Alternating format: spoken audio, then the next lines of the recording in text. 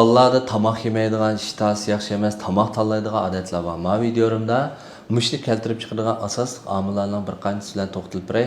Barliq ota-onalar tafsiliy ko'rib chiqqanlar hamda atrofdagi ota-onalarga o'rgatib qo'yganlar shulardan foydalanib qolsin. Birinchisi bo'lsa bolalarning badaniga kirayotgan qanat miqdori intayin ko'p. Balalar tatlı yemekliklerge amırakmış, pişikler pişengen yemeklikler, meyve ve şularınki suyu, dükkandan uşak yemekliklere, içimlik degenge okşaş, qand miqdori intayin ko'p bo'lgan yemekliklarga amırak hem chiqyaydi. Shu sabab bilan badanga lozimli bo'lgan qanddan kirayotgan qandning miqdori ishib ketadi hamda badanda tabiiy holda qandga xumovlab qolgan. Shu sababli energiya xo'rmaydigan, tatliq emas narsalarni yegiz kelmaydigan odatlar tabiiylam shakllanib qoldi. Ondan başqa balalarga qaraydigan bo'lsak, to'g'risiga intayin yo'g'inadigan, lekin o'sishi asta.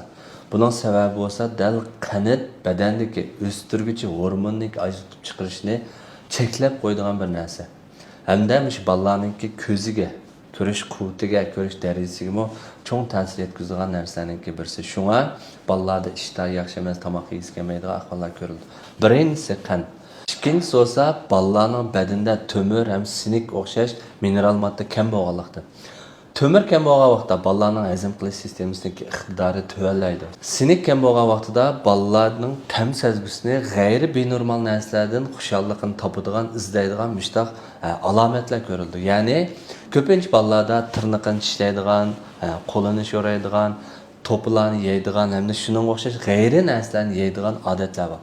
Bu dal badanda sinik kam bo'lganlikdan benormal g'ayri narsalardan tam sezgisidan xushallikni izlab mushtaq odatlar, alomatlar ko'rildi.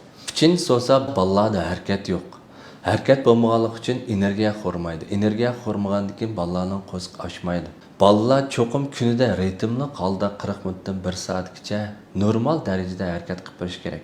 Chunki harakat qilgan vaqtda badandagi energiyaningki unumli holda aylanishiga foydasi bor. Energiya aylanib bergan vaqtda energiya sirtqa chiqib, yani sirtqi energiyani qabul qilgan vaqtda balalarning o'sib yetilishiga intayin yaxshi. Agar balalarda bir ish qilgan vaqtda izlangu, so'ralma, inkosini yig'olmaydigan, tiz harakat qilinmaydigan mushtaq omillar bo'lsa, amal qilib balalarni cho'qim harakat qildiringlar.